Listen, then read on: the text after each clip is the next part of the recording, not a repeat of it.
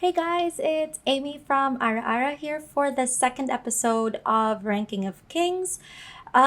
Just a little recap from episode 1. We were introduced to Boji, the prince who has a speech impairment and a hearing impairment, his evil stepmother, this shadow thief guy, someone who's trying to kill this shadow thief guy, and the king who's dying, and obviously the battle between him and his brother.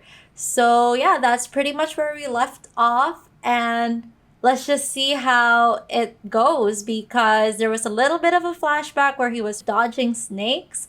So, that would be really interesting to see in a fight against his brother. So, yeah, let's get started. This guy's name is Boji. He can't talk and he can't hear. Alright, it's already a little different because the first episode started with like a narrator, but this one it's still a narrator, but it's a different voice. Someone in town figured out I was a member of the Shadow Clan who used to work as killers for hire. Ah, okay, so it's the shadow person.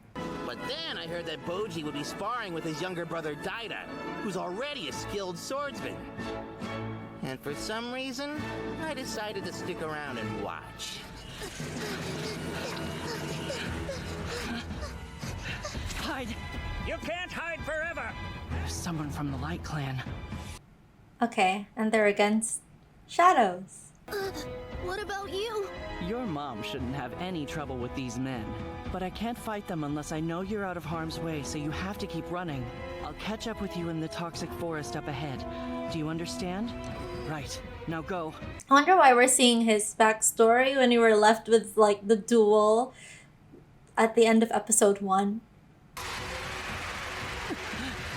Found you! One of them got away! Kill it! No, you don't! Yeslon, what poison have you whispered in the king's ear?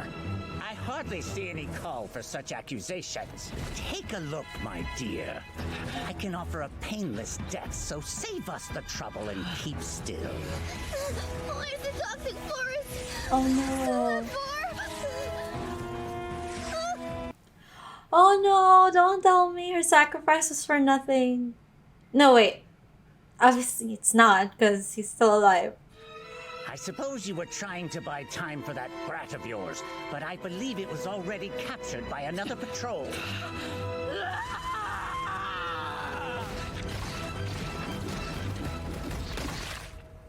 This is brutal. Again, who is it for? I don't think it's for kids. My, if it isn't the young Countess, Poise. Did a Shadow Clan child just pass by here, miss? Fled to the forest as expected. You have our thanks. Oh, okay. Get after it then. Okay, I thought they were gonna suspect the girl. Well, no, she's a countess, probably not. Oh my god, that's morbid. Oh my god. You're gonna get caught. You're gonna get caught, bro. You're frightening the young lady. We beg your pardon. Lord Gesla, let us go.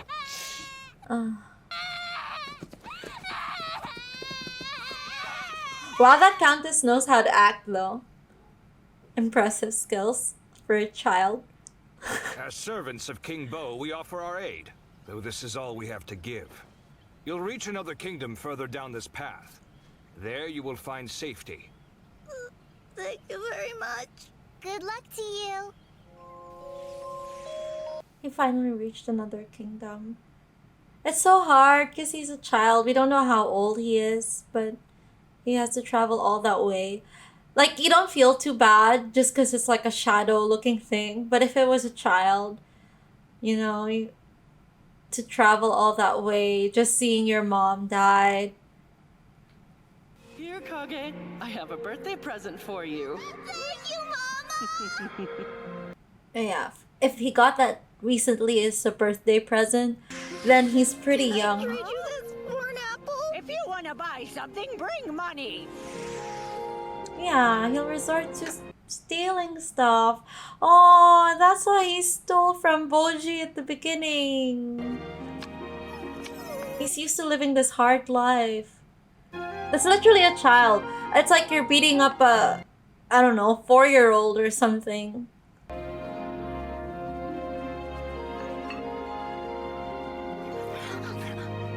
It's literally scraps though. What are you What? looking at? I give you food, I expect you to eat it. Got a problem with that? What do you mean you're feeding him for nothing? That's literally your leftovers and his flies infested. Get inside here and open the door for me. You can do that, right? Yes, sir. So this is how he learned stealing and stuff. Nicely done.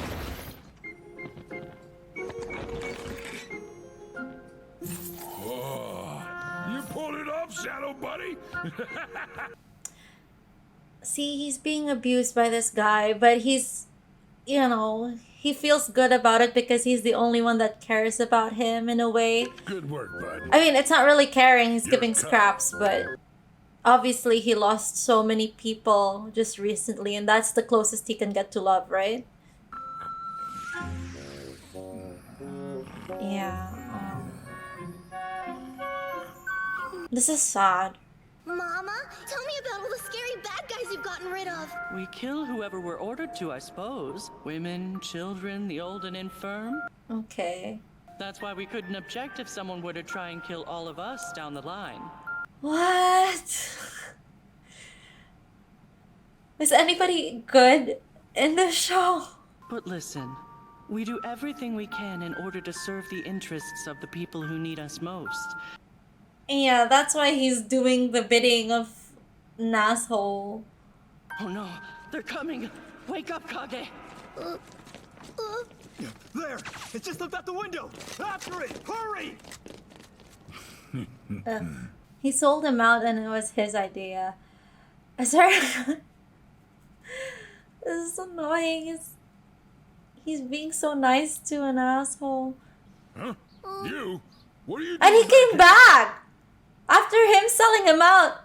And he's kicking him out like that! What the hell? What else is happening? Still following him around. I mean, he's a child, so... Please don't hurt me! You should watch what you're doing.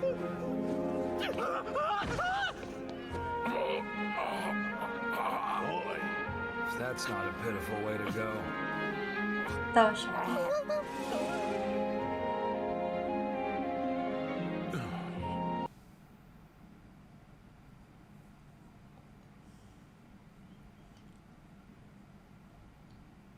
I feel bad that the shadow dude lost someone again, but I don't feel bad for the asshole at all.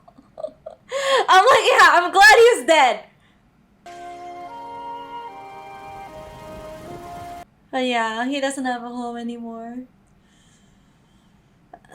I mean, he taught him some survival skills, I guess, so it's fine.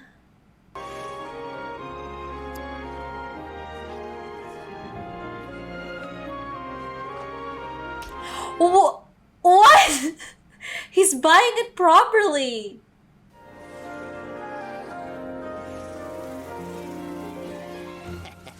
Scored big today. I like the representation of that. You know how they say, like, your eyes get colder the more hardships you go through, and you literally see that in his face. Why did I put myself in danger just to come back for this little runt? Begin!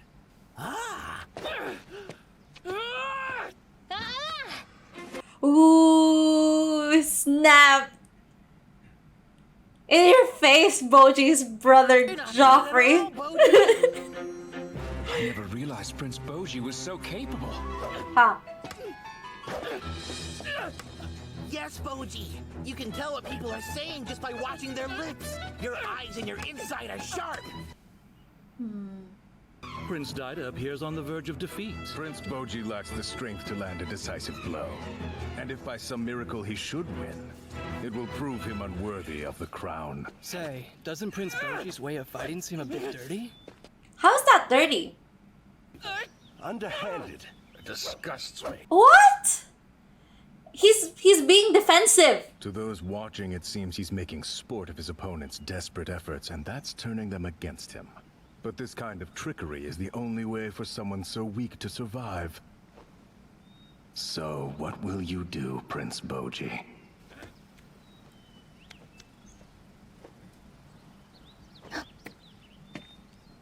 I wonder if that's actual sign language. Like what they did in A Silent Voice. They actually did proper sign language there.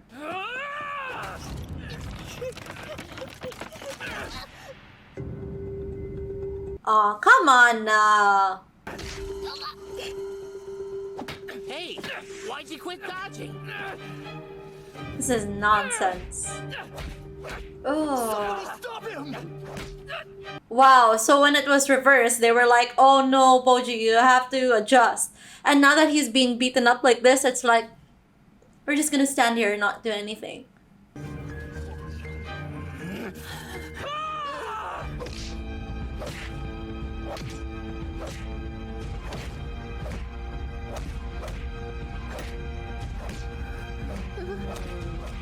Stop! Stop it!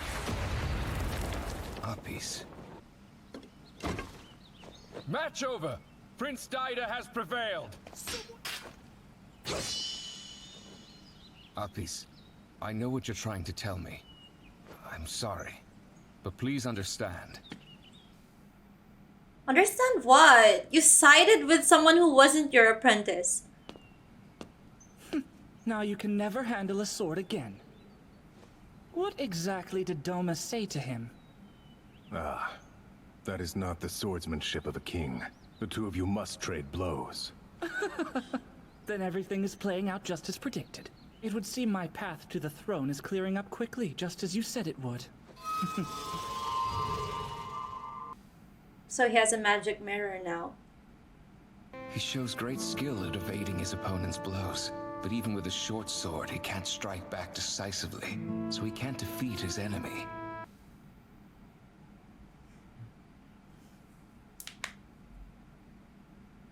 That's fair. That actually makes sense. Like, in a practice battle where you're just tapping, technically he wins, right? But if it was an actual sword fight where he can't actually hit his opponent, it's like, you can't really win a fight. Cowardly! This is not the swordsmanship of a king. But still, I mean, he still won that, technically. Like, if it was fencing or something, he'd have probably won.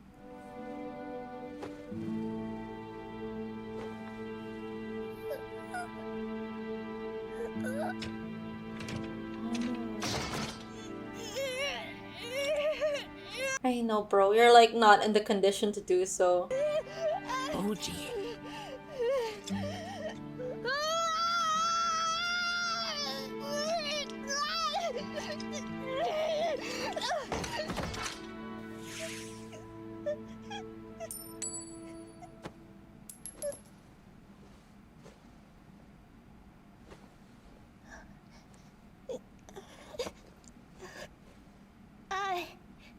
You won that fight and made it look easy, okay? Hold your head up high, kid. You were doing just fine fighting your own way, so don't let any of those fools tell you not to. Listen, I'm not taking anything else from you anymore, got it? I'm on your side, all right? No matter what happens. I've got your back from now on, Boji. Always.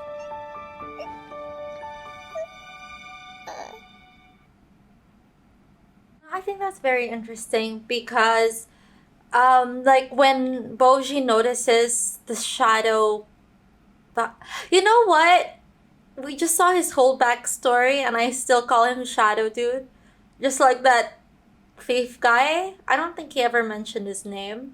I remember him calling him Shadow Dude, and he didn't even get to know his name, so I still don't know his name. But yeah, when Boji noticed the Shadow Dude, like he stopped crying and he stopped trying to practice and showing his vulnerable side, and he just smiled and was like, oh, hey, by the way, like I still have some clothes to give you. Like he wanted to show his like dumb facade in front of the shadow dude, and then when the shadow dude basically told him like, yeah, I know what's happening, I saw your match and I think you won and all that stuff, he realized like he actually found a friend in him. And that was really nice to see. And just like one thing I wanted to point out, like when the shadow dude mentions, why did I come back for him? Something like that. Like, why did I come back here? It's sort of like he himself has gone through a very hard life, and that has made him as cunning and not cruel, but it just made him cold, as like in contrast to Boji, who has is currently going through a hard life and is still very very kind to people. So in that sense, like he still has a soft spot for someone like Boji and probably doesn't want him to to change with the harshness of the world. And so he has him by his side, like basically letting him know that, you know, he's not alone and he has someone by his side. So half of the episode was basically the background of the shadow dude and his history, how he was basically taken away from his kingdom through, I don't know, the light people saying something in regards to the shadow clan to the king, which made them look bad.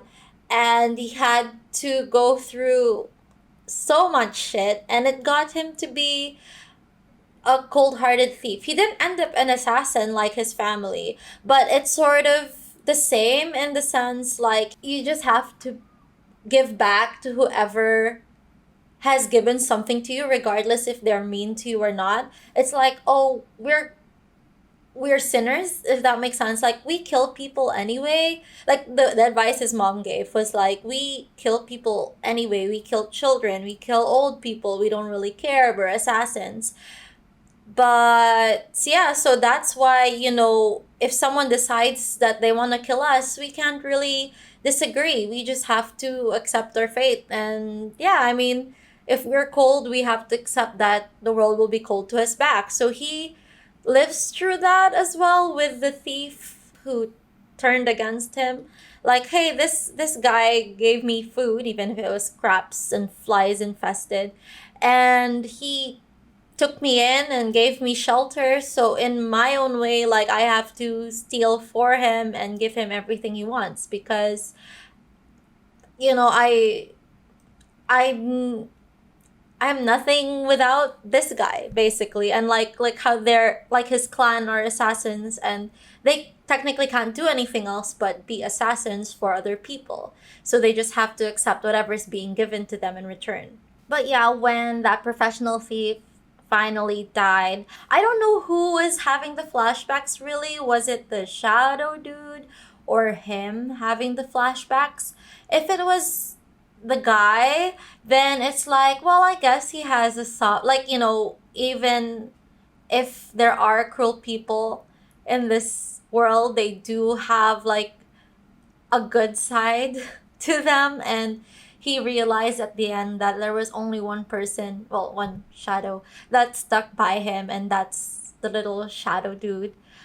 But if it was the shadow dude, it's like, bro, you don't need to have memories with this guy. He did not treat you well. Like, let it go.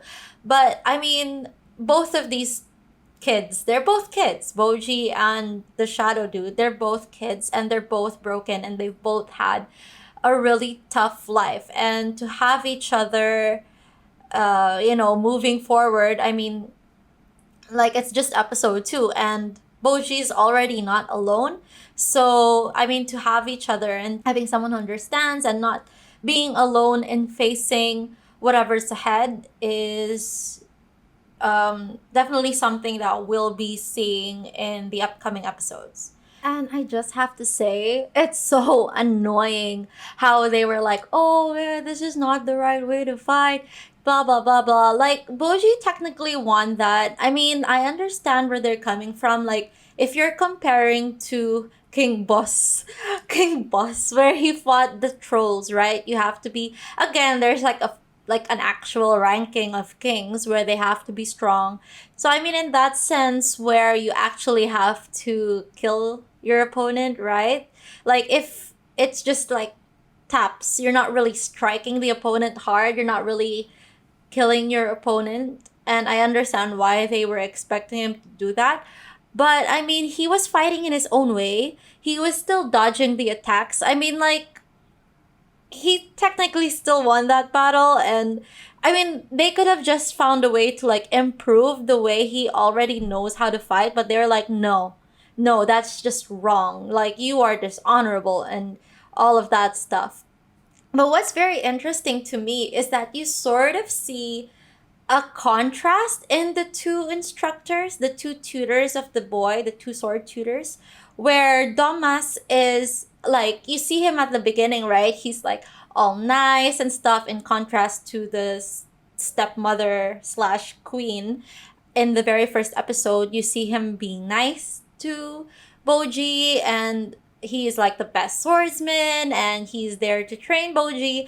But then on the flip side, you sort of see this other side to him where he is like where he actually doesn't really like Boji. He's like, oh, I'm kind of stuck with him. Like, I don't really have a choice, but I would like to train his brother even more, you know? And then you see his brother's tutor, swordman guy, who like, I don't know, he, again, this show kind of like takes first impressions and then like turns it around, right? Like you see with the thief, for example, like the shadow dude, like he's like this cold-hearted thief who steals from a deaf and mute kid who doesn't really care. But then here's like his backstory and why he's become so cold, and he's actually really nice, you know. And then you see Thomas, who is like all nice in the first episode, and then you see him being such a douche in the second episode. And then so that, like, in comparison to the brother's tutor, where he sort of gave this gave off this vibe like, you know, my student's gonna win, it's like whatever, Boji's nothing. He sort of knew, like, he sort of analyzed Boji in a way which was actually pretty caring. Like, he's just like, oh, well, you know, someone like Boji doesn't really have a choice, so this is one way to fight. Like, let's see how else he'll go forward with this. And then even when he was telling the other prince the translation of Thomas, he was like, he didn't seem all too happy about what was being told to Boji, unlike the prince who just like, haha, it's all going according to plan, and goes to his magic mirror. So yeah, that was really, really interesting to me. So yeah, that's it for episode 2. If you like this episode, don't forget to like and subscribe. I do reactions for another show called 86. I've had reactions done for Cutler Lives Alone, so do check that out. You can check Vivs as well on her Facebook page, where she streams different sorts of games. We are also on Instagram and TikTok, where I do anime facts and Vivs does anime challenges and anime rankings, so do check that out as well. Okay, see you guys for the next episode. Bye!